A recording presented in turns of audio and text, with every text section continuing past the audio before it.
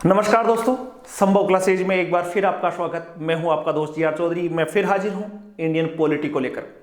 Indian polity जो M Laxmikant की book है इंडियन पॉलिटी, उसी को लेकर मैं हाजिर हूं। और आज हम पढ़ते पढ़ते चैप्टर नंबर 15 में आ गए हैं। चैप्टर नंबर 15 में आज हम बात करेंगे जो अंतर्राज्यीय संबंध है उस पर पूरा एक चैप्टर है, और कोशिश करूंगा कि एक वीडियो में ये कंप्लीट हो जाए। हो सकता है थोड़ा सा लंबा वीडियो लगे, आपको बड़ा वीडियो लगे, लेकिन भाई सफल होना है तो आपको लंबा या बड़ा वीडियो भी देखना पड़ेगा, और उसको एक एक शब्द को, एक एक चीज को आपको ध्यान से और बड़े आनंद से, पेशेंस से समझनी होगी।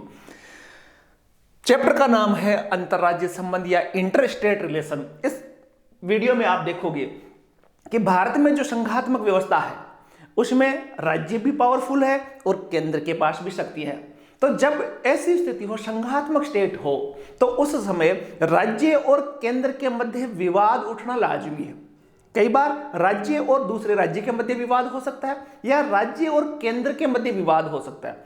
लेकिन इन छोटे मोटे विवादों को यदि समय पर निस्तारित नहीं किया जाए तो ये विवाद बड़ा रूप ले सकते हैं, और जो कि संघात्मक राज्य के लिए खतरनाक हो सकता है। यूं मानो आप कि यदि परिवार में 4 बेटे हैं, वो कमाने वाले हैं और पिता भी कमाने वाला है, और उनमें कई बार परिवार में देखा जाता है कि थोड़ी छोटी मोटी बातें होती रहती है, लेकिन उनके विवादों को यदि निपटाया नहीं जाता है तो फिर वो विवाद बहुत बड़ा हो सकता है, और एक बार एक स्थिति ऐसी आ सकती है जब परिवार का विनाश हो जाए। इस वीडियो में हम देखेंगे कि आखिर जो राज्य और राज्य के विवाद है और राज्य और केंद्र के जो विवाद है उनका सॉल्यूशन क्या है, संविधान में क्या प्रावधान किए गए हैं, और कौन कौन से व्यवस्थाएं की गई है जिनकी वजह से इन विवादों पर निपटारा दिया जा सके। एक एक चीज को हम समझेंगे। ध्यान से समझना कि संविधान में अंतर्राज्यीय जो विवाद है उनको सौहार्द में बदलने के लिए कौन कौन से प्रावधान किए गए, आज के वीडियो में हम 4 बिंदुओं पर चर्चा करने वाले हैं कि इन 4 स्टेप के द्वारा राज्यों में आपस में प्रेम सौहार्द की स्थापना हो सकती है। पहला है अंतर्राज्यीय जल विवादों का निर्णय। इसको हम पढ़ेंगे कि राज्यों में जो विवाद होते हैं उनका एक मुख्य कारण होता है कि भारत में देखोगे आप तो जितनी भी नदियां हैं वो नदियां क्या होती है, एक राज्य से दूसरे राज्य में बहती है, और उसके पानी को लेकर, क्योंकि कहते हैं ना कि तीसरा जो विश्व युद्ध है वो पानी को लेकर होने वाला है, या कयास लगाते हैं। तो पानी एक महत्वपूर्ण चीज है, और इसी पानी को लेकर, इस जल को लेकर राज्यों में विवाद होता है कि हमें इतना पानी मिलना चाहिए, ये राज्य ज्यादा पानी काम में ले रहा है, इसने पानी आने नहीं दिया। इस प्रकार के विवाद हो रहे।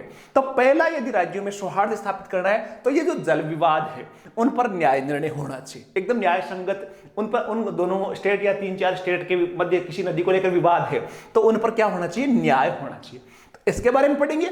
दूसरी बात पढ़ेंगे अंतर्राज्यीय परिषद द्वारा समन्वयता। एक और है राज्यों में समन्वय स्थापित करने के लिए अंतर्राज्यीय परिषद, जिसका थोड़ा सा जिक्र आप पढ़ चुके हो, आर्टिकल 263 में आप पढ़ चुके हो, तो उसका भी हम पढ़ेंगे कि वास्तव में अंतर्राज्यीय परिषद किस प्रकार काम करती है, कितने सदस्य होते हैं और किस प्रकार राज्यों में समन्वय स्थापित करती है। दूसरी चीज पढ़ेंगे।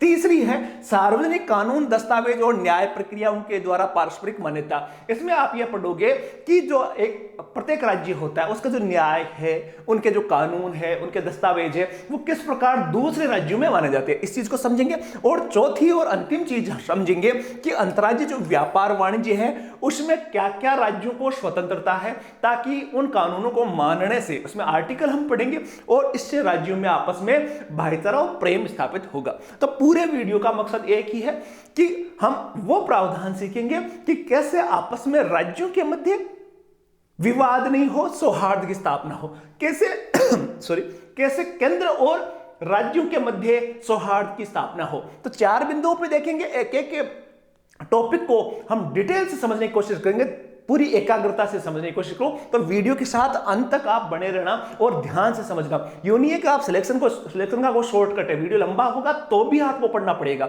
लेकिन सिंपल भाषा में मैं समझाने की कोशिश करूंगा कि इनमें अंतर्राज्यीय संबंधों में क्या क्या प्रावधान है और कौन कौन सी विशेषताएं रहेगी।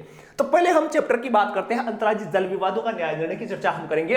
तो उसमें देखोगे आप कि अंतर्राज्यीय जो संबंध होते हैं चाहे राज्य राज्य के संबंधों की बात मैं ज्यादा कर रहा हूं, एक राज्य दूसरे राज्य के जो संबंध होते हैं, वो जल विवादों को सुलझाने की व्यवस्था एक संघीय व्यवस्था वाले देश में दो या दो से अधिक राज्यों से होकर बहने वाली नदियों के जल बंटवारे को लेकर अगर विवाद हो जाए तो कोई नई बात नहीं है। भाई भारत संघात्मक देश है और इसमें मैंने पहले ही कहा कि एक नदी बहुत सारे राज्यों से होकर गुजरती है। गंगा नदी का उदाहरण ले लो, कावेरी का नदी का उदाहरण ले लो, नर्मदा नदी का उदाहरण ले लो, तो बहुत सारे राज्यों से होकर बहती है। तो उस नदी के पानी को लेकर निश्चित तौर से विवाद होना ही होना है। लगभग नदियों को लेकर विवाद है जिसका जिक्र मैं आगे बताऊंगा। तो ये विवाद हो कोई नई बात है, क्योंकि जल की कमी एक समस्या है और आने वाले वक्त में हम देखें तो नदियों को लेकर ये विवाद आगे और बढ़ेंगे, क्योंकि जल की कीमत धीरे धीरे बढ़ रही है। जल एक महत्वपूर्ण बनता जा रहा है, तो आगे भविष्य में भी बड़ी समस्याओं का रूप ले सकती है। यदि समय पर इनको विवादों को नहीं सुलझाया जाए तो यही नदी विवाद धीरे धीरे और बड़ा रूप ले। कई जिक्र भी हमने देखा है, कावेरी नदी नर्मदा नदी के जो विवाद थे उसमें हमने देखा है कि किस प्रकार उग्रता आती है। तो इसमें भी देखा सभी राज्य ज्यादा से ज्यादा पानी लेने के, पानी पर अपना अधिकार चाहते हैं कि मुझे ज्यादा पानी मिले, मुझे सभी राज्य पानी पर ज्यादा चाहते हैं। तो फिर एक व्यवस्था तो ऐसी होनी चाहिए कि कोई न्याय संगत व्यवस्था हो जिसमें दोनों राज्य संतुष्ट हो, ताकि उनके विवादों को निपटाया जा सके, तभी उनमें सौहार्द स्थापित होगा। नहीं तो राज्यों में क्या होगा, तनाव पैदा होगा। तो पहली चीज है नदियों की बात कर रहे हैं। देखो कुछ जल विवाद तो आजादी से पहले से ही चल रहे थे, जैसे कि कावेरी जल विवाद। कावेरी जल विवाद है आजादी से पहले 1900 के लगभग से 1891 के लगभग से ये स्टार्ट हो गया था कावेरी जल विवाद। तो काफी लंबे समय से चल रहा था। संविधान में इससे संबंधित कुछ महत्वपूर्ण नदियों से संबंधित कुछ महत्वपूर्ण व्यवस्थाएं की गई ताकि भावी पीढ़ी को अंतर्राज्यीय जल विवाद सुलझाने में मदद मिल सके। इसलिए संविधान में प्रावधान किया गया। जब संविधान बना उससे पहले भी बहुत सारे विवाद खड़े थे, कावेरी जल का विवाद का जिक्र आया इसमें। तो जब संविधान बना तो उसमें कुछ प्रावधान किए गए ताकि राज्यों में विवाद को सुलझाए। पहले बात तो विवाद होने ही नहीं दिया जाए, यदि विवाद हो भी जाए तो किस प्रकार उनके नदी जल को विवादों को सुलझाया जाए, इसके लिए संविधान में कुछ प्रावधान है जिसका हम डिटेल से समझेंगे। देखो अनुच्छेद 262 बहुत महत्वपूर्ण है, जिसके बारे में आपने पढ़ा है केंद्र राज्य संबंधों में। आर्टिकल 262 में क्या कहा है, अंतर्राज्यीय नदियां या नदी घाटियों के जल के संबंधित विवादों के न्याय निर्णय से संबंधित। आर्टिकल 262 ये कहता है कि जितने भी अंतर्राज्यीय नदी घाटी परियोजनाएं हैं, नदियां हैं या नदी घाटियां हैं के जल है, उससे जो संबंधित विवाद होगा उसमें न्याय निर्णय कौन करेगा। तो इसमें दो प्रावधान है। देखो दो प्रावधान क्या क्या है आर्टिकल 262 में। पहला प्रावधान यह है कि यदि किसी नदी को लेकर दो राज्यों में यदि विवाद है तो संसद कानून बनाकर अंतर्राज्यीय नदी और नदी घाटियों के जल के प्रयोग, बंटवारे और नियंत्रण से संबंधित किसी विवाद पर शिकायत पर न्याय निर्णय कर सकेगा। देखो ये सारा का सारा पावर आर्टिकल 262 में किसके पास है, संसद के पास। ध्यान से समझना, आर्टिकल 262 में कहा गया है कि यदि दो राज्यों के मध्य नदियों के पानी को लेकर विवाद है तो उस पर संसद है वो अपना न्याय निर्णय दे सकती है कि किस राज्य को कितना पानी मिलेगा, किस राज्य का कितना नियंत्रण होगा। ये सब बातों पर कौन कानून बना सकती है, संसद। पहली बात। दूसरा आर्टिकल 262 में जो दूसरा प्रावधान है वो ये है कि संसद ये व्यवस्था भी कर सकता है कि ऐसा किसी विवाद में न ही उच्चतम न्यायालय और न ही कोई उच्च न्यायालय अपने अधिकार क्षेत्र का प्रयोग करे। यानी कि सीधे सीधे कहे तो संसद इस मामले में न्याय निर्णय की भूमिका निभा सकती है। देखो जो भी संसद निर्णय करेगी, दो राज्यों में विवाद है तो दो राज्यों में विवाद का यदि संसद ने निर्णय कर दिया तो फिर उस मामले के विरोध में सुप्रीम कोर्ट या हाई कोर्ट नहीं जाया जा सकता। यह भी व्यवस्था कर सकती है संसद।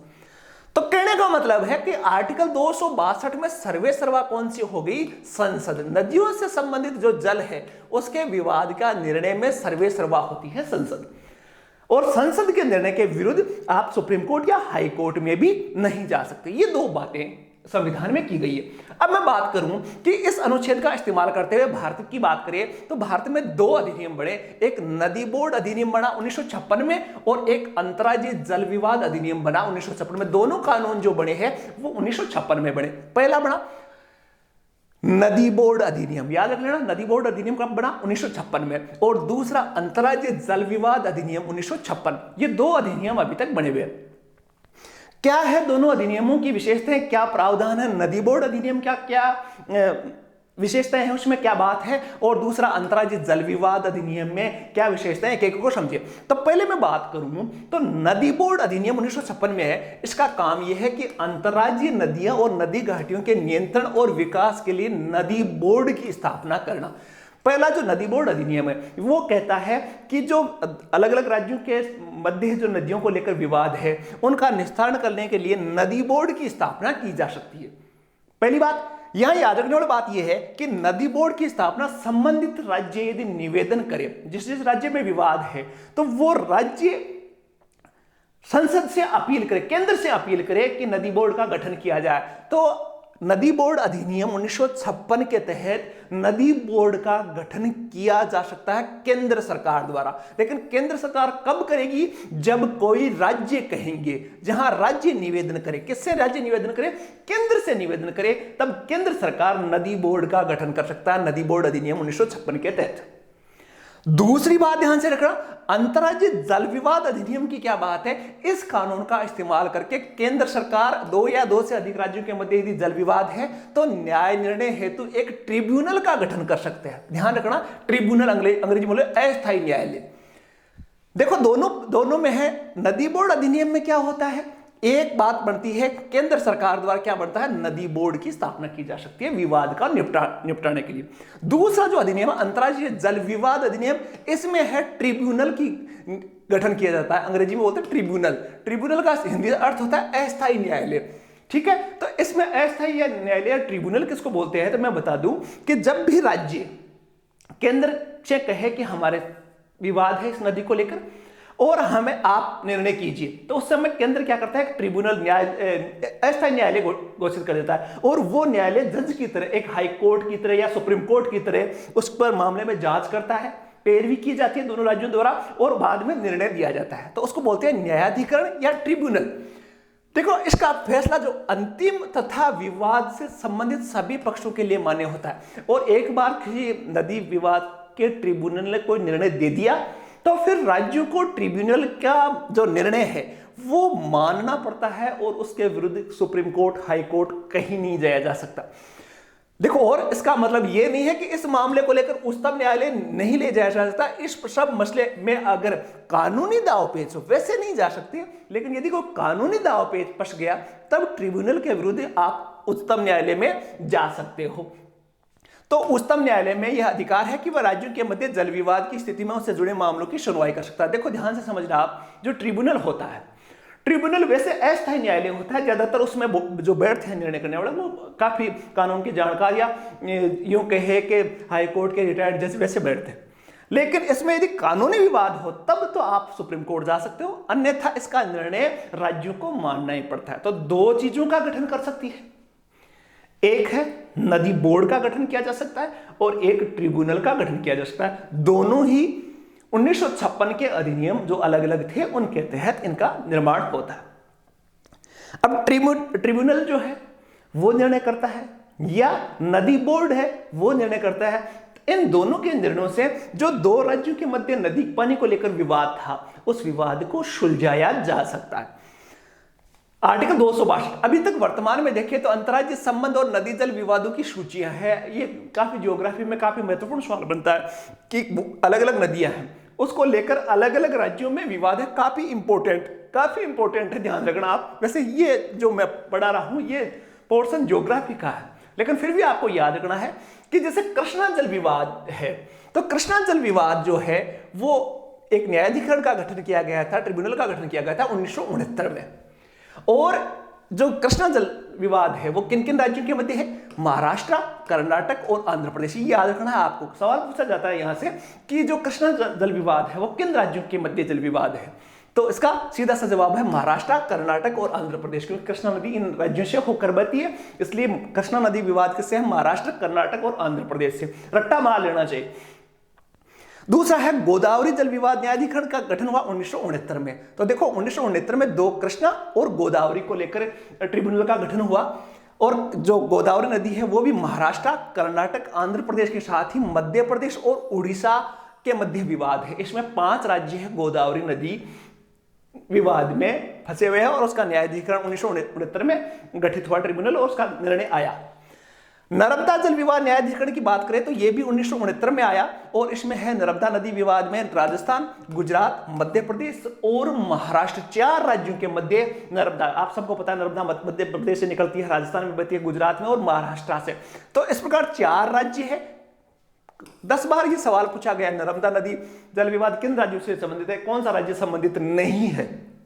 तो यहां रावी और व्यास जल न्यायाधिकरण का गठन हुआ 1986 में और इसमें पंजाब, हरियाणा और राजस्थान है रावी और व्यास के पानी को लेकर। जैसे आपको इंदिरा गांधी का पता होगा, इंदिरा गांधी ने निकाली गई है। तो यहां रावी व्यास सतलज वाला जो मैटर है तो उसके पानी से संबंधित है। तो रावी व्यास का है जो पंजाब, हरियाणा और राजस्थान से संबंधित है। कावेरी जल विवाद काफी महत्वपूर्ण, सबसे पुराना विवाद है, काफी चर्चाओं में रहता है और इसका जो ट्रिब्यूनल है गठित हुआ 1990 में और इसमें राज्य है कर्नाटक, केरल, तमिलनाडु और पुडुचेरी। ठीक है, ये 4 एक केंद्र शासित प्रदेश है, 3 राज्य है, याद रख लेना। कावेरी जल विवाद, गोदावरी, कृष्णा, नर्मदा, रावी, हमने 5 ट्रिब्यूनलों की न्यायाधिकरण की बात हमने की जिनका गठन कब कब हुआ और सबसे मोस्ट जो यहां बनता है कि ये किस किस राज्य से संबंधित है, ध्यान से समझ लेना, एक बार स्क्रीनशॉट ले लेना चाहिए, लेकिन काफी महत्वपूर्ण है, आपको याद रखना ही होगा। 5 राज्यों की बात की। 6ठे राज्य की बात करें तो जो कृष्णा नदी के ऊपर है वो दूसरा न्यायाधिकरण ट्रिब्यूनल गठित हुआ 2004 में। मैंने अभी बताया कृष्णा नदी को लेकर महाराष्ट्र, कर्नाटक और आंध्र प्रदेश है, तो इस पर 2 ट्रिब्यूनल गठित हुए, एक पहला 1969 में और दूसरा 2004 में। इसके बाद में एक नदी है वंशधारा, उस पर न्यायाधिकरण हुआ 2010 में, डेट याद नहीं रहे, कोई इशू नहीं है, लेकिन आपको वंशधारा जो उड़ीसा और आंध्र प्रदेश के मध्य विवाद का विषय है। महादायी नदी है वो है गोवा, महाराष्ट्र और कर्नाटक, 3 राज्य है। नोट डाउन कर लेना, इनको लिख लेना, ज्योग्राफी में भी महत्वपूर्ण रहेंगी ये, और अभी मैं आपको पॉलिटिकल साइंस में या भारतीय संविधान में इसको पढ़ा रहा हूं तो दोनों में महत्वपूर्ण है। 9वां जो न्यायाधिकरण है वो महानदी पर के लिए बना हुआ 2018 में अभी बना था। ये उड़ीसा और छत्तीसगढ़ 2 स्टेट से संबंधित है महानदी जल विवाद। तो 9 नदियों पर अभी तक न्यायाधिकरण या ट्रिब्यूनल घोषित किए गए हैं, अलग अलग डेट में इनका ट्रिब्यूनल गठित हुए हैं और इसके निर्णय भी आए हैं। और इसी प्रकार इन राज्यों पर नदियों को लेकर जो विवाद था उसको सुलझाने का काम किया है और ये भारत की संघात्मक व्यवस्था की एक अच्छी विशेषता है। आर्टिकल 262 और उसमें 2 अधिनियम और 2 प्रावधान ये थे नदी विवादों से संबंधित। बात करें 263 अनुच्छेद 263 की बात करें तो ये मैंने पढ़ा चुका हूं मैं, तो आर्टिकल 263 है, उसमें कहा गया है अंतर्राज्यीय परिषदों का गठन से संबंधित है। आप सबको पता होगा आर्टिकल 263 का संबंध है अंतर्राज्यीय परिषदों से। देखो अंतर्राज्यीय परिषद के बारे में हमने केवल आर्टिकल 263 इतना सा समझा था कि 263 के तहत अंतर्राज्यीय परिषद का गठन किया जाएगा, केंद्र राज्य संबंधों में हमने चर्चा की थी इसकी। लेकिन देखो इसके अनुसार राष्ट्रपति को यदि ये लगे कि ऐसे किसी अंतर्राज्यीय परिषद का गठन सार्वजनिक हित में है तो वो ऐसी परिषद का गठन कर सकता है। यदि राष्ट्रपति को ये लगे कि यदि अंतर्राज्यीय परिषद के गठन से कोई हित हो रहा है, कोई भला हो रहा है, तो अंतर्राज्यीय परिषद का गठन किया जा सकता है। आर्टिकल 263 में कहा गया है कि इस परिषद के निम्नलिखित कर्तव्य होंगे। कुछ काम है जो अंतर्राज्यीय परिषद करेगी। कौन कौन से काम करेगी? पहला है कि राज्यों के मध्य उत्पन्न विवादों की जांच करना और ऐसे विवादों पर सलाह देना। पहला काम है अंतर्राज्यीय परिषद का कि राज्यों के मध्य किसी बात को लेकर विवाद है, वो पानी को लेकर नहीं, दूसरे विवादों की बात कराओ, तो किसी बात को लेकर यदि विवाद है तो उस विवाद को जांच करना और उस पर विवाद पर कोई सलाह देना कि यह विवाद पर ऐसे ऐसे राज्यों को करना चाहिए, इसलिए अंतर्राज्यीय परिषद का गठन किया। दूसरा, ऐसे विषय जिसमें राज्यों के साथ साथ केंद्र का भी समान हित हो उस पर अन्वेषण और विचार विमर्श करना। जब राष्ट्रपति को लगे कि यार राज्यों के अलावा इसमें केंद्र का भी हित है, 2 राज्यों के मध्य कोई विवाद है, 4 राज्यों के मध्य कोई विवाद है और उसमें लगे कि केंद्र का भी इसमें हित जुड़ा हुआ है, तब अंतर्राज्यीय परिषद का गठन किया जा सकता है। और इस विषय पर विचार विमर्श के लिए किसका गठन होता है? अंतर्राज्यीय परिषद का। क्लियर हो रहा है? ऊपर से नहीं जा रहा है ना, ऊपर से जाएगा तो आप थोड़ा सा वीडियो को रोक के देख लो, लेकिन पूरा देखना पड़ेगा। तीसरी मैं बात करूं, ऐसे विषयों के लिए विशेष तौर पर बनाई गई नीतियों के बेहतर क्रियान्वयन की स्तुति के लिए, कि अंतर्राज्यीय परिषद का काम यह भी होता है कि कोई नीति बनी हुई है, उस नीति को अलग अलग राज्यों में किस प्रकार ढंग से लागू किया जाए, इस पर सुझाव देने के लिए 263 में अंतर्राज्यीय परिषद का गठन किया जा सकता है। अब तक इन उपबंधों का उपयोग करके राष्ट्रपति ने निम्न परिषदों का गठन किया। अब जो अंतर्राज्यीय परिषद है उसका राष्ट्रपति ने कौन कौन सी अंतर्राज्यीय परिषदें बनाई है तो उसका मैं जिक्र करूंगा। तो 3 का जिक्र मैं यहां जरूर करूंगा। 3 देखो, एक केंद्रीय स्वास्थ्य परिषद का गठन हुआ है, एक केंद्रीय स्थानीय सरकार और शहरी विकास परिषद का गठन हुआ है, और एक बिक्री कर हेतु उत्तरी, पूर्वी, पश्चिमी और दक्षिणी क्षेत्रों के लिए 4 क्षेत्रीय परिषदें बनी है। जीएसटी के लिए भी 4 क्षेत्रीय परिषदें बनी है जो अलग अलग राज्यों में समन्वय के लिए बनी हुई। तो एक तो जीएसटी से मान लो बिक्री कर हेतु, एक है जो स्थानीय सरकार और शहरी जो आप मान लो आर्टिकल 73-74 को ढंग से लागू करने के लिए, तो शहरी निकाय के मान लो, स्थानीय गांव के निकायों के लिए मान लो, तो स्थानीय सरकारों के लिए, पंचायती राज संस्थाओं के लिए या शहरी संस्थाओं के लिए सुझाव देने के लिए एक क्षेत्रीय परिषदों का गठन किया गया, और एक केंद्रीय स्वास्थ्य के लिए अंतर्राज्यीय परिषद का गठन किया। तो 3 अंतर्राज्यीय परिषदों का गठन किया जा चुका है। अब देखो 4 क्षेत्रीय परिषदें हैं जी, एक उत्तर की है, एक पूर्व की है, एक पश्चिम की है और एक दक्षिण। चारों दिशाओं में क्षेत्रीय परिषदों का भी गठन किया गया। अब देखो यहां याद रखने वाली बात यह है कि उच्चतम न्यायालय जिस तरह अनुच्छेद 31 का प्रयोग, ध्यान से समझना, आर्टिकल 131 का प्रयोग करके राज्यों के मध्य विवादों का निर्णय देता है, उसी प्रकार अधिकार इन परिषदों के पास भी होता है।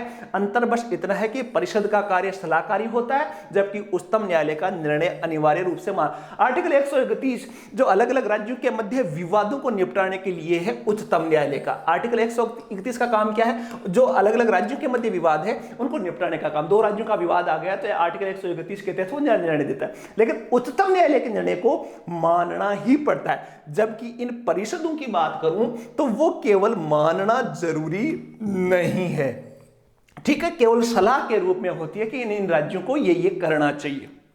दोनों में अंतर आर्टिकल 131 और आर्टिकल 263 में मोटे तौर से अंतर है कि 263 में सलाह दी जाती है, जबकि 131 के निर्णय को मानना ही पड़ेगा, क्योंकि 131 किसमें हो? उच्चतम न्यायालय में होता है। बात करें अंतर्राज्यीय परिषदों की, तो अंतर्राज्यीय परिषद ध्यान से समझना। देखो पहले हमने पढ़ा कि आर्टिकल 263 के अंतर्गत अंतर्राज्यीय जो परिषद है वो किस किस बातों पर सुझाव देने के लिए होती है, कौन कौन सा गठन किया गया और उसका निर्णय क्या होता है। अब अंतर्राज्यीय परिषद की बात करूं तो केंद्र राज्य संबंधों पर सुझाव देने के लिए आप सबको पता है कि एक आयोग का गठन किया गया था जिसका नाम था सरकारी आयोग। आप सबको पता है कि उसकी स्थापना 1983 में हुई, 1988-87 में उसकी रिपोर्ट आई थी, लागू हुई। और इसी सरकारी आयोग के इससे पीछे के वीडियो में मैंने बताया था कि इसका एक सुझाव था कि अंतर्राज्यीय परिषदों का गठन किया जाए। अब देखो इसी के बाद इसी चीज को ध्यान में रखते हुए आर्टिकल 263 के अंतर्गत अंतर्राज्यीय परिषदों का गठन किया गया। देखो ध्यान से देखना, सरकारी आयोग की सिफारिश को मानते हुए प्रधानमंत्री वीपी सिंह के समय में जनता दल की जो सरकार थी उन्होंने 1990 में अंतर्राज्यीय परिषद का गठन किया गया। और इस अंतर्राज्यीय परिषद जो थी उसका स्ट्रक्चर किस प्रकार बनाया गया उसको ध्यान से समझना आप कि अंतर्राज्यीय जो परिषद होगी 1990 में बनी अंतर्राज्यीय परिषद, प्रधानमंत्री थे उस समय वीपी सिंह, तो उसमें निम्न सदस्यों को शामिल किया गया अंतर्राज्यीय परिषद में। एक एक चीज को आप ध्यान से समझना, अंतर्राज्यीय परिषद जो होगी उसके अब अध्यक्ष बनाए गए प्रधानमंत्री को। अध्यक्ष कौन? प्रधानमंत्री। सभी राज्यों के मुख्यमंत्री इसके सदस्य होंगे। विधानसभा वाले जो केंद्र शासित प्रदेश है उनके दिल्ली और पांडिचेरी, उनके मुख्यमंत्री भी इसके सदस्य होंगे, क्योंकि 2 राज्यों में विधानसभाएं हैं, दिल्ली और पांडिचेरी में, तो यहां के मुख्यमंत्री भी इसके अंतर्राज्यीय परिषद के सदस्य होंगे। तो प्रधानमंत्री, जितने राज्य के मुख्यमंत्री और जहां विधानसभा है वहां के मुख्यमंत्री, और केंद्र शासित प्रदेश जहां विधानसभाएं नहीं है वहां के प्रशासक, जहां विधानसभा नहीं है वो शामिल होंगे। तो कहने का मतलब है कि जितने राज्य है या केंद्र शासित प्रदेश, केंद्र शासित प्रदेश में जहां मुख्यमंत्री बैठता है तो वहां मुख्यमंत्री रहेगा, और जहां प्रशासक बैठता है, गवर्नर बैठता है, उपराज्यपाल बैठता है तो वह प्रशासक होगा। तो देखो ये इतने सदस्य होंगे। साथ ही राष्ट्रपति शासन वाले राज्यों में राज्यपाल होगा। यदि किसी राज्य में राष्ट्रपति शासन है तो अंतर्राज्यीय परिषद का सदस्य कौन होगा? वो राज्यपाल वहां का होगा। साथ ही प्रधानमंत्री द्वारा नामित 6 केंद्रीय कैबिनेट मंत्री होंगे। इसके अलावा जितने मुख्यमंत्री, राष्ट्रपति शासन है तो राज्यपाल, प्लस जो आपके केंद्र शासित प्रदेश है तो वहां का प्रशासक और 6 केंद्रीय मंत्री, जो 6 केंद्रीय मंत्री कैबिनेट मंत्री होने चाहिए, राज्य मंत्री नहीं होने चाहिए। इसमें एक गृह मंत्री भी होगा, तो एक गृह मंत्री होगा और 5 अन्य मंत्री होंगे। तो कितने हो गए देखो, आप कैलकुलेट करो। एक अध्यक्ष होगा, सारे राज्यों के मुख्यमंत्री होंगे, केंद्र शासित प्रदेशों का प्रशासक होगा, यदि किसी राज्य में राष्ट्रपति शासन है तो राज्यपाल होगा, और साथ ही 6 मंत्री होंगे जिसमें से एक गृह मंत्री होगा। ये इनको मिलाकर अंतर्राज्यीय परिषद का गठन किया गया 1990 में वीपी सिंह के समय, सरकारी आयोग की सिफारिश के आधार पर।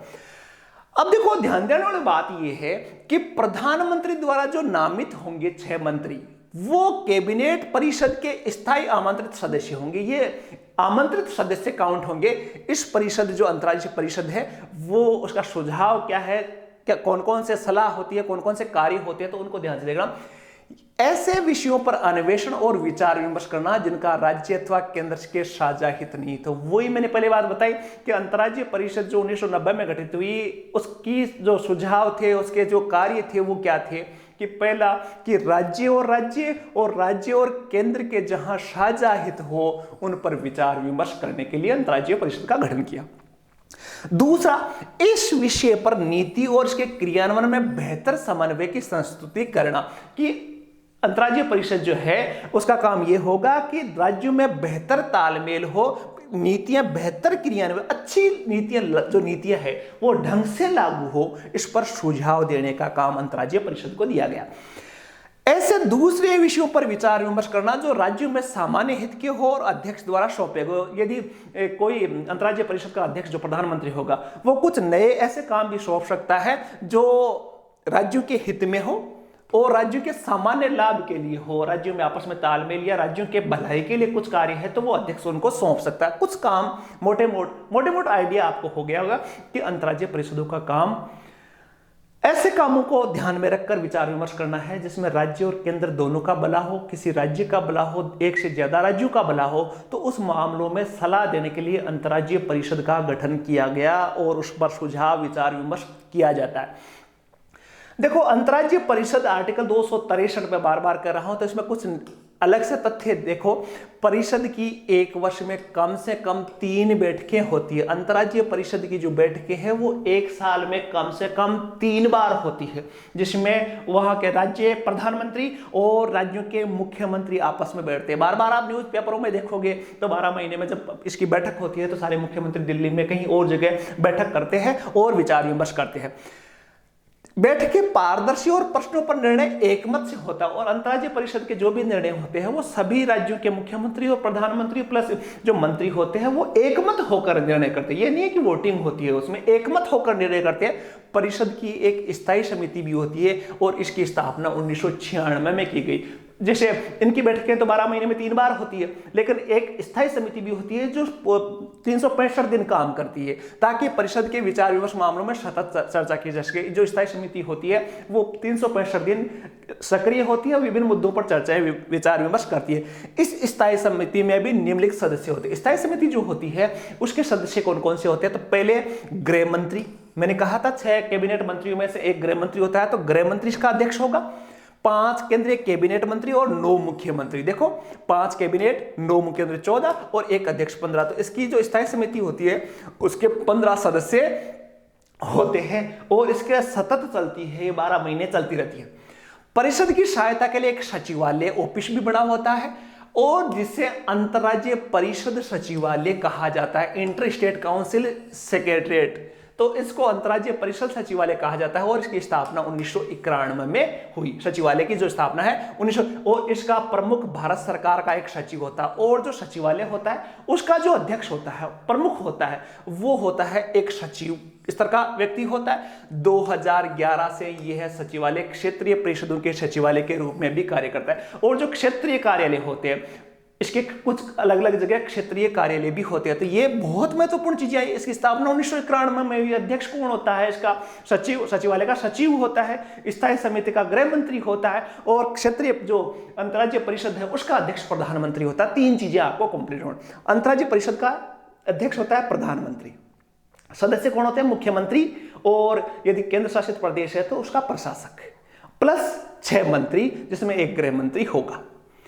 इसकी जो स्थायी समिति होती है उसका अध्यक्ष होता है गृह मंत्री। इसका एक सचिवालय होता है जिसका प्रमुख होता है जो सचिव होता है वो। इसकी स्थापना अलग अलग समय में 1991 में सचिवालय की स्थापना हुई। अंतर्राज्यीय परिषद की देखें तो इसके अंतर्राज्यीय संबंध और क्षेत्रीय परिषदें, कुछ रीजनल परिषदें भी बनी है। क्षेत्रीय परिषदें मैंने कहा ना, क्षेत्रीय परिषदें बनी होती है। क्षेत्रीय परिषदें संवैधानिक होती है। क्षेत्रीय जो परिषदें होते हैं उसका जिक्र है, संविधान में नहीं हुआ है, केवल स्टेटरी होती है। स्टेटरी का मतलब है कानून द्वारा बनाई गई है, संवैधानिक नहीं है, संविधान का हिस्सा नहीं है, बल्कि इसका गठन संसद द्वारा एक अधिनियम बनाकर हुआ है। और यह अधिनियम है राज्य पुनर्गठन अधिनियम 1956 के तहत अंतर्राज्यीय परिषदों के क्षेत्रीय परिषदों का गठन, अंतर्राज्यीय परिषद में जो क्षेत्रीय परिषदें होती है उनका गठन होता है राज्य पुनर्गठन अधिनियम 1956 के तहत, अर्थात संविधान में इसका जिक्र नहीं है। देखो इस समय देश में देखें तो क्षेत्रीय परिषदों की बात करें तो क्षेत्रीय परिषदें हैं 5 क्षेत्रों में बटी हुई है। देखो 5 क्षेत्रीय परिषदों का गठन किया गया है जो देश के अलग अलग क्षेत्रों को बांटती है।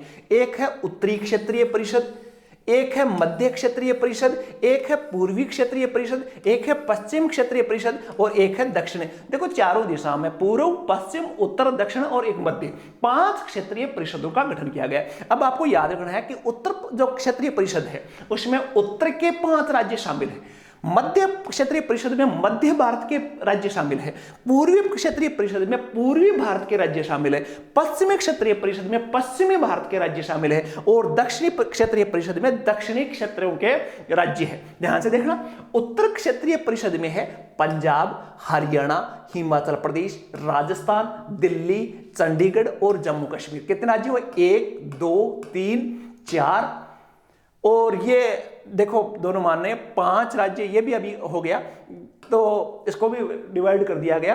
तो पंजाब, हरियाणा, ठीक है, हिमाचल प्रदेश, जम्मू कश्मीर, राजस्थान, दिल्ली और चंडीगढ़, ये सारे मिलाकर उत्तरी क्षेत्रीय परिषद का हिस्सा है। अब भारत के मैप में भी देखोगे तो ये भारत के उत्तर में मिलेंगे।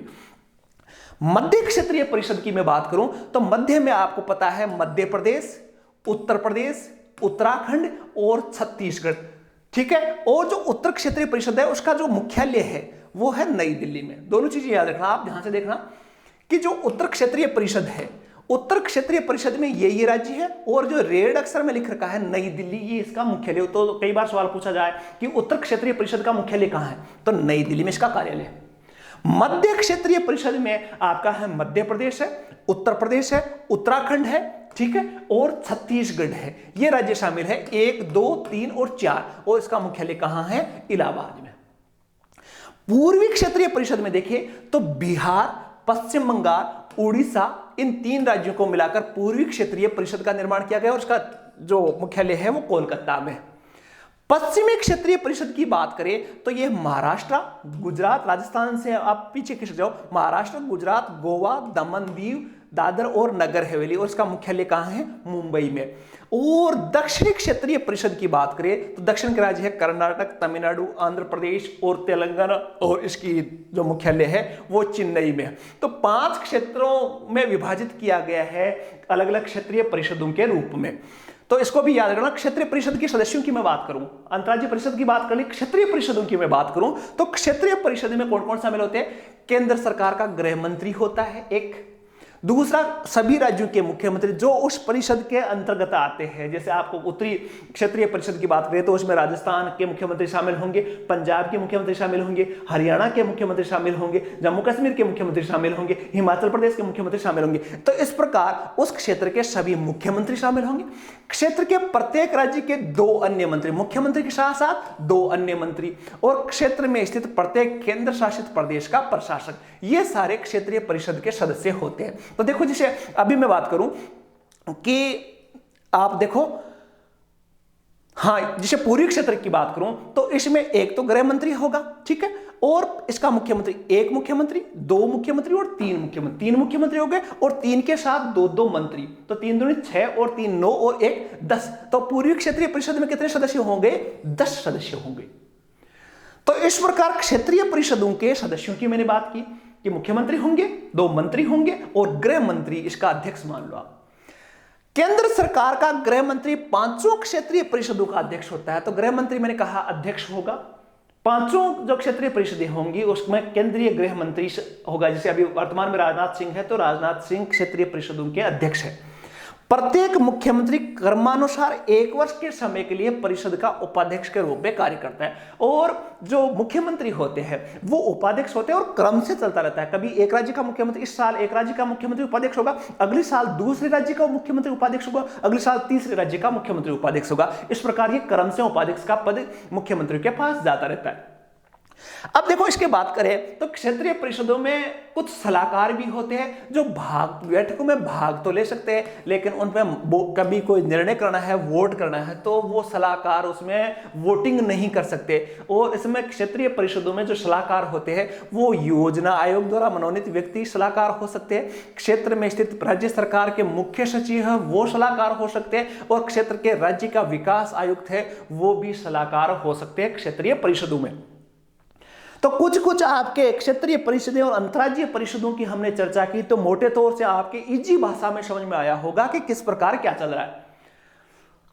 वीडियो को आगे देखते हैं कि आखिर बात क्या है, क्षेत्रीय परिषदें किस काम के लिए होती है। अलग अलग क्षेत्रों में 5 जो भारत में क्षेत्रीय परिषदें हैं उनके काम क्या है, तो मोटे तौर से देखिए तो मोटे तौर से इनका काम भी समन्वय का है। ठीक है, केंद्र शासित प्रदेश और केंद्र के बीच सहभागिता और समन्वय को बढ़ावा देना, कि राज्य और केंद्र के बीच समन्वय बैठाने के लिए आपस में राज्य केंद्र शासित प्रदेशों के जो क्षेत्रीय परिषद में जितने राज्य और केंद्र शासित प्रदेश होंगे उनमें आपस में प्रेम, भाईचारा और समन्वय रहे, यह मोटे तौर से क्षेत्रीय परिषद का पर्पज है, रीजनल काउंसिल जो है उसका पर्पज है। दूसरा बात करें तो आर्थिक और सामाजिक योजना, भाषाई अल्पसंख्यक, सीमा विवाद हो, अंतर्राज्यीय परिवहन हो जैसे संबंधित विषयों पर विचार विमर्श कर अपनी सिफारिशें देना।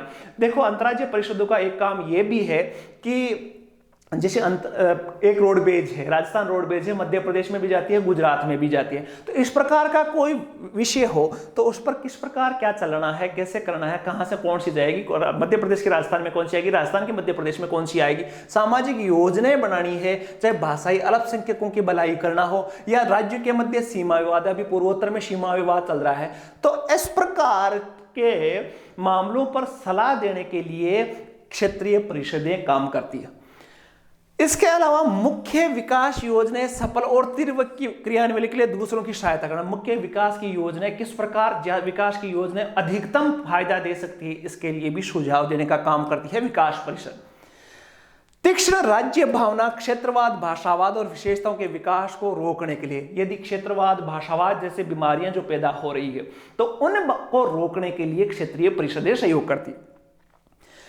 केंद्र और राज्यों के सामाजिक आर्थिक विषयों पर एक दूसरे की सहायता करना और एक समान नीतियों का विकास करना और आदान प्रदान, कुछ सूचनाएं हैं जिससे विकास को और बढ़ावा दे सके, ऐसी सूचनाओं का आदान प्रदान करना। योजनाएं, कौन सी योजना, जैसे राजस्थान में कोई योजना अच्छी चल रही है तो उस योजना की जानकारी दूसरे राज्यों को देना भी क्षेत्रीय विकास परिषदों का भाग है।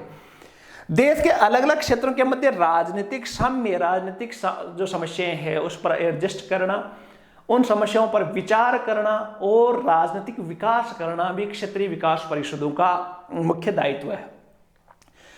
अब देखो, एक पूर्वोत्तर परिषद बनी हुई है। देखो, हमने क्षेत्रीय परिषदें पढ़ी लेकिन इसमें पूर्वोत्तर भारत के राज्य थे वो शामिल नहीं है। अगर आप देखोगे तो नॉर्थ ईस्ट इसमें शामिल नहीं था। आपने 5 जो क्षेत्रीय परिषदें देखी उसमें नॉर्थ ईस्ट शामिल नहीं था, क्योंकि इसके बाद में चलकर 1971 में बनाया गया था पूर्वोत्तर परिषद अलग से। 5 क्षेत्रीय परिषदें प्लस पूर्वोत्तर भारत के लिए एक अलग से पूर्वोत्तर परिषद बनाई गई। इस परिषद में पूर्वोत्तर के 8 राज्य जो 8 महीने हैं, जिसको बोलते हैं 8 महीने, तो उनको चाहे सिक्किम, असम, मेघालय, मणिपुर, मिजोरम, त्रिपुरा, नागालैंड, इनको शामिल किया गया है और इसका कार्य भी कमोबेश वैसा ही है जो क्षेत्रीय परिषदें हैं। तो क्षेत्रीय परिषदों की बात करें तो 5 है और पूर्वोत्तर भारत के लिए पूर्वोत्तर परिषद बनी हुई है उन 8 राज्यों के लिए, तो सभी राज्य इसमें मोटे तौर से शामिल है। अब अंतर्राज्यीय संबंध और सार्वजनिक विधियां और तीसरी जो चीज है, हमने दो चीजों पे हमने चर्चा की। पहले आर्टिकल 262 को पढ़ा कि किस प्रकार राज्यों के विवाद को सुलझाते हैं। आर्टिकल 263 में अंतर्राज्यीय परिषद और क्षेत्रीय परिषदों का जो जिक्र था वो समझा हमने। अब देखो, तीसरी जो चीज है वो है कि राज्यों में समन्वय कैसे किया जा सकता है, अंतर्राज्यीय संबंध और सार्वजनिक विधियां, दस्तावेज और न्यायिक प्रक्रियाओं में पारस्परिक मान्यता की व्यवस्था। ध्यान से हेडिंग समझना कि भाई राज्य है, राज्यों में आपस में समन्वय कब होगा। एक आधार यह हो सकता है कि जितने भी राज्य की विधि है, मतलब कानून है, दस्तावेज है या न्यायिक प्रक्रिया है, को पारस्परिक मान्यता की व्यवस्था करना। मान्यता की व्यवस्था का मतलब है कि किसी राज्य का कोई कानून है तो उसको सभी दूसरे राज्य मानेंगे। कोई भी दस्तावेज हो तो उसको भी सभी राज्य मानेंगे। दस्तावेज का मतलब है कि जैसे किसी ने राजस्थान से बीएड की है, मान लो एक एग्जांपल दो, राजस्थान से किसी ने व्यक्ति ने बीएड की है तो वो राजस्थान में भी मान्य है और दूसरे राज्य भी स्वीकार करेंगे। ये नहीं है कि राजस्थान से बीएड कर ली तो मध्य प्रदेश में जाते कहेंगे ये तो मान्य नहीं होगी। राजस्थान से 10वीं क्लास पास की है तो मध्य प्रदेश में उसको स्वीकार करेंगे आपको, तो दस्तावेजों को मान्य करेंगे और न्यायिक निर्णयों को भी मान्य करेंगे। जितने भी न्यायिक निर्णय हाईकोर्ट के, जितने भी जैसे राजस्थान हाईकोर्ट के निर्णय है तो देश में अन्य राज्यों में भी उनको माना जाएगा। तो ये चीजें जरूरी है। ये किसके लिए? आपस में विश्वास बहाली के लिए। क्योंकि यदि एक राज्य के निर्णयों को दूसरा राज्य नहीं मानेगा तो राज्यों में विश्वास की कमी पैदा होगी और आपस में विवाद होगा। इसीलिए देखो, संघीय व्यवस्था है और संघीय व्यवस्था में प्रत्येक सदस्य, अब भाई परिवार में भाई भाई के प्रति प्रेम आपस में कब होगा? जब एक की बात को दूसरा मानेगा और दूसरे की बात को पहला मानेगा। यही चीज कही गई है इसमें। अंतर्राज्यीय संबंध और सार्वजनिक विधियां, दस्तावेज और न्यायिक प्रक्रियाओं के पारस्परिक मान्यता की व्यवस्था की गई है। देखो ध्यान से समझना, केंद्र तथा प्रत्येक राज्य के लोक अधिनियम से कानून की बात हो, दस्तावेज की बात हो, इन सब को या न्यायिक निर्णयों की बात हो, पूरे भारत में पूर्ण विश्वास और साख प्रदान की गई है। साख का मतलब है विश्वास रखा जाएगा, माना जाएगा। तो ये चीज राज्यों में आपसी विश्वास के लिए काफी महत्वपूर्ण है, इतनी बड़ी चीज बात रखने के लिए। एक बात मैं आपको बताऊंगा कि जो न्यायिक निर्णय है उसमें केवल दीवानी मामलों पर लागू होगा। फौजदारी मामले हर राज्य के लिए अलग अलग है। फौजदारी मामला माने या नहीं माने ये राज्य की नीति है। मान लो राजस्थान में कोई चीज फौजदारी कानून में कोई सजा है तो वो हो सकता है दूसरे राज्य में अलग हो, तो फौजदारी के लिए नहीं है, केवल दीवानी मामलों में अन्य राज्य इस चीज को मानेंगे, सिविल अफेयर को इसमें मानेंगे। साधारण भाषा में आप समझ गए होंगे। चौथा जो बिंदु था, चौथा था अंतर्राज्यीय व्यापार, वाणिज्य और समागम की स्वतंत्रता। देखो बहुत महत्वपूर्ण है, आर्टिकल से संबंधित है। आप इस वीडियो को देखकर आपको लगता होगा कि ये वीडियो मेरे काम का नहीं होगा, क्या पता काम का है, कितना काम का है, इसमें से सवाल आते ही नहीं है, ऐसे ऐसे ख्याल आते होंगे आपके। लेकिन मैं कह रहा हूं कि यदि भारत इंडियन कॉन्स्टिट्यूशन समझना है तो प्रत्येक छोटी से छोटी चीज समझनी पड़ेगी। इतनी देर आपने वीडियो को समझा तो आपको लग रहा होगा कि मुझे कुछ याद नहीं हुआ, हुआ कि नहीं हुआ, ऐसा प्रश्न आ सकता है। लेकिन डेफिनेट है बहुत सारी चीजें आपने नहीं सीखी है, वो चीजें आप समझ रहे हो। देखो, अंतर्राज्यीय व्यापार वाणिज्य की बात करूं तो भारत के संविधान का भाग 13 है। भाग 13 में आर्टिकल 301 से लेकर 307 तक अलग अलग राज्यों के मध्य व्यापार से संबंधित अनुच्छेदों का जिक्र किया गया है। तो भाग 13 किससे संबंधित है? अंतर्राज्यीय व्यापार वाणिज्य से संबंधित है। आर्टिकल 301 से लेकर 307 तक का जो जिक्र है वो अंतर्राज्यीय व्यापार और वाणिज्य से। देखते हैं एक एक आर्टिकल को। देखो आर्टिकल 301 क्या कहता है? 301 से 307 तक आर्टिकल समझते हैं तो आर्टिकल 301 ये कहता है कि व्यापार, वाणिज्य और समागम की स्वतंत्रता प्रदान की गई। आर्टिकल 301 में कहता है कि प्रत्येक व्यक्ति को अंतर्राज्यीय व्यापार, वाणिज्य और समागम की स्वतंत्रता प्रदान की गई और संपूर्ण भारत क्षेत्र में कोई भी व्यक्ति व्यापार कर सकता है। आर्टिकल 301 इस प्रावधान के अंतर्गत, आर्टिकल 301 को ध्यान से समझोगे तो इस प्रावधान के अंतर्गत स्वतंत्रता अंतर्राज्यीय व्यापार, वाणिज्य और समागम तक ही सीमित नहीं है, बल्कि इसका विस्तार राज्यों के भीतर व्यापार, वाणिज्य और समागम पर ही। इसका मतलब आर्टिकल 301 को सीधी सी भाषा में कहा गया कि प्रत्येक व्यक्ति है यदि व्यापार करना चाहिए भारत के अंदर चाहे तो वो किसी भी राज्य में व्यापार कर सकता है। आर्टिकल 301 कहता है मुझे कोई व्यापार करना है महाराष्ट्र से तो ये मेरी स्वतंत्रता है कि मैं आर्टिकल 301 के तहत कहीं से भी सामान ला सकता हूं, कहीं भी सामान बेच सकता हूं। व्यापार पर प्रतिबंध नहीं लगाया जा सकता। यह सिर्फ संविधान के इस भाग के तहत आने वाला प्रतिबंध ही मान्य होगा। व्यापार पर कोई प्रतिबंध नहीं लगाया जा सकता, केवल मूल अधिकारों का भाग मूल अधिकारों का यदि कोई उल्लंघन होता है तो उस पर व्यापार पर प्रतिबंध लगाया जा सकता है, बाकी कोई प्रतिबंध नहीं लगाया जाता। मैं चाहूं जहां से व्यापार करूं, जहां सामान बेचूं, मेरी इच्छा है। बहुत सारे देखे हैं राजस्थान के लोग बंगाल में व्यापार करते हैं, महाराष्ट्र में व्यापार करते हैं, असम में व्यापार करते हैं, तो ये आर्टिकल 301 है। असम में बहुत सारे लोगों को, असम में या महाराष्ट्र में ये बात चलती है कि हम बाहर वालों को यहाँ व्यापार नहीं करने देंगे, तो ऐसे बातें आर्टिकल 301 का उल्लंघन करती है। तो 301 क्या कहता है? स्वतंत्रता किसकी? व्यापार की। कहीं भी आप अंतर्राज्यीय व्यापार कर सकते हो, राज्य के अंदर भी व्यापार कर सकते हो, अलग राज्यों में नहीं, राज्य के अंदर भी आपको व्यापार करने की स्वतंत्रता है। आर्टिकल 19 के तहत ही ये केवल व्यापार वाणिज्य की बात करता है।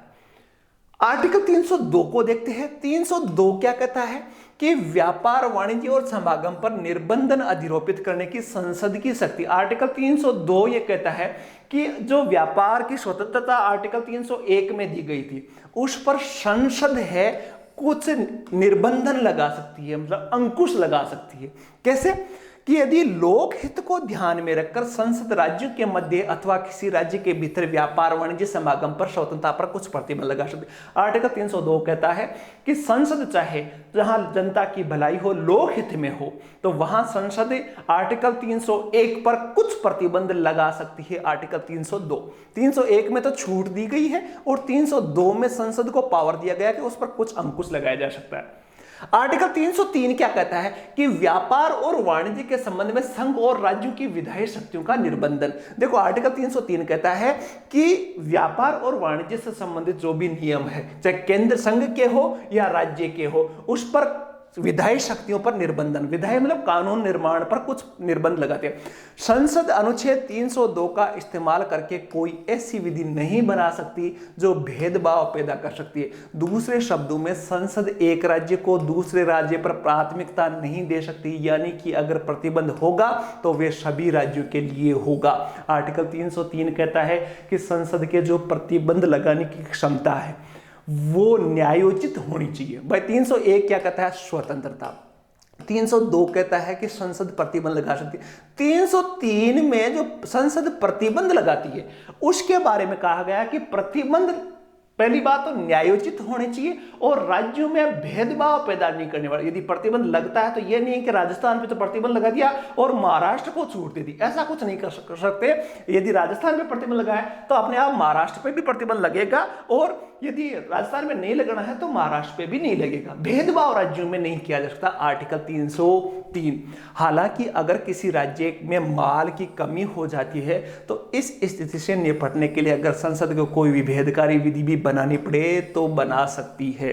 कि मान लो राजस्थान में माल की कमी हो गई, गेहूं कम पड़ गया, तो उस समय हम गेहूं ले जा के मध्य प्रदेश बेच रहे हैं, तो उस समय संसद को लगे तो प्रतिबंध भेदभाव कर सकती है, लेकिन सामान्य समय में आर्टिकल 303 के तहत भेदभाव नहीं किया जा सकता।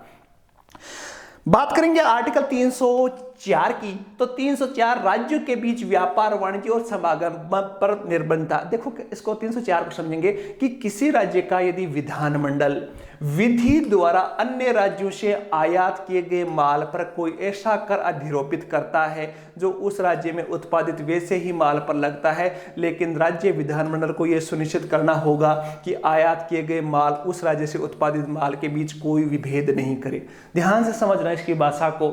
आर्टिकल 304 ये कहता है कि राज्य की विधानमंडल या विधानसभा ऐसा कोई कानून नहीं बना सकती जो दूसरे राज्य से आने वाले माल पर भेदभाव करता हो। जैसे देशों में होता है ना, देशों में एंटी डंपिंग लगती है, ठीक है।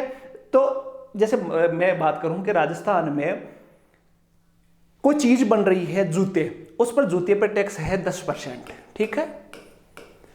10% टैक्स लगता है, मतलब 200 रुपए के जूते पर 20 रुपए का टैक्स लगता है। ध्यान से समझना। आर्टिकल 304 कहता है कि ऐसा राज्य नहीं कर सकता कि मध्य प्रदेश से जूतों पर 40% टैक्स लग जाए, ऐसा नहीं किया जा सकता। यदि टैक्स लगता है तो बराबर लगेगा, नहीं तो अलग अलग प्रकार का टैक्स नहीं लगाया जाएगा। आर्टिकल 304 वापस देख लेना। 301 क्या कहता है, 302 क्या कहता है और 303 क्या कहता है। 301 कहता है कि व्यापार की स्वतंत्रता होगी। 302 कहता है कि संसद है वो उचित प्रतिबंध लगा सकती है। 303 कहता है कि जो संसद प्रतिबंध लगाती है वो न्यायोचित होना चाहिए, भेदभाव पैदा करने वाला नहीं होना चाहिए। 304 ये कहता है कि राज्य है ऐसा कोई टैक्स नहीं लगा सकता जिसमें भेदभाव पैदा हो। 304 आ गया। 305 की बात करें तो विद्यमान विधियों और राज्य के एकाधिकार का उपबंध करने वाली विधियों की व्यावृत्ति। देखो अनुच्छेद 305 क्या कहता है कि अनुच्छेद 301 के अंतर्गत जो स्वतंत्रता मिली हुई है वो चूंकि राष्ट्रीयकृत विधियों के अधीन है, इसलिए संसद अथवा राज्य विधायिका किसी व्यापार, व्यवसाय, उद्योग अथवा सेवा जिसमें सामान्य नागरिक शामिल हो या नहीं हो जारी रखने के लिए कानून बना सकती है। कि 305 ये कहता है कि राज्य है, 301 के तहत पूरे भारत की बात कही गई है। 305 के में ये कहा गया है कि राज्य ऐसा कानून बना सकता है जिससे व्यापार में बढ़ोतरी हो, ऐसी नीतियां उसको बढ़ा सकती है, ऐसे कानून वो बढ़ा सकता है। 305। 306 को हटा दिया गया है 7वां संविधान संशोधन के द्वारा, तो इसको पढ़ने की जरूरत है नहीं। 307 की बात करें तो अनुच्छेद 301 से अनुच्छेद 304 का प्रयोजन को क्रियान्वयन करने के लिए प्राधिकारियों की नियुक्ति। 307 ये कहता है कि जो 301 से लेकर 304 तक के जो कानून है उनको लागू करने के लिए कुछ अथॉरिटी बढ़ाई जा सकती है। आर्टिकल 300 अधिकारी, प्राधिकरण बनाए जा सकते हैं जो उनको लागू करने का काम करे। अनुच्छेद 301, अनुच्छेद 302, अनुच्छेद 303, अनुच्छेद 304 के प्रयोजन को क्रियान्वयन करने के लिए समुचित समझे, उचित लगे तो ऐसे कुछ कानून द्वारा प्राधिकार नियुक्त किए जा सकते हैं। 307। तो 13वें भाग में 301 से लेकर 307 तक के अनुच्छेद है, उनमें से मोटे मोट एक बार आप देख लेना। 301, 302 वैसे एग्जाम में सामान्यतः इनसे संबंधित सवाल नहीं पूछे जाते, भाग आपको पता होना चाहिए।